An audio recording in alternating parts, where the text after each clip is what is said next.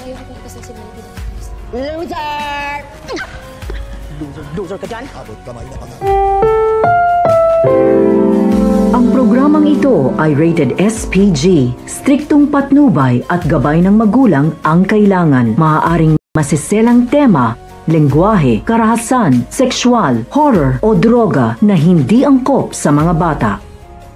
Parang makokonsensya pa itong si Robert sa ginawa niyang pagsibak sa kanyang asawa sa Apex dahil medyo naguguluhan nga siya sa kanyang desisyon ay agad niyang yayayain ng kanyang kaibigan na si Dr. Ray upang makipag-inuman at dito na nga papagaanin ni Dr. Ray ang loob ni Robert na tama lang naman ang ginawa niyang pagpapalayas at pagpapatalsik dito kay Moira dahil kung tutuusin kulang pa ito sa ginawa ng kanyang asawa kay Robert. At isa pa, wala naman nag-object sa mga board members na sibakin na itong si Moira. At isa pa nga problema ni Robert ay ang pagwawaldas ni Moira ng perang napagbintahan sa shares ni Robert. Wala din daw magiging silbi ang pagpapatalsik niya kay Moira kung hindi naman nito ibabalik ang mga pera. Kaya naman nang matuklasan ito ni Giselle ay hindi na nga siya magpapatumpik-tumpik pa at agad niyang susugurin si Moira. Kailangan daw ibalik ng demonyeta ang mga perang pinagbintahan ng shares ni Ubeng.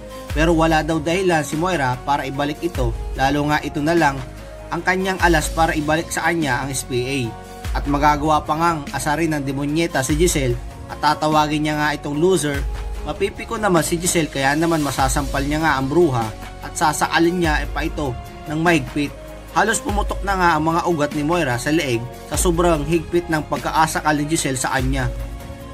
Sa kabilang banda, kukumbinsihin naman ni Lola Susan si Annalyn patungkol sa pagpapaasal ng kanyang inang si Lynette kay Doc Carlos na dapat daw ay maging masaya pa siya dahil magkakaroon na nga siya ng kompletong pamilya, pero buo na ang desisyon ni Annalyn na labag sa kanyang kalooban ang pagpapaasal ng kanyang inang si Lynette kay Doc Carlos.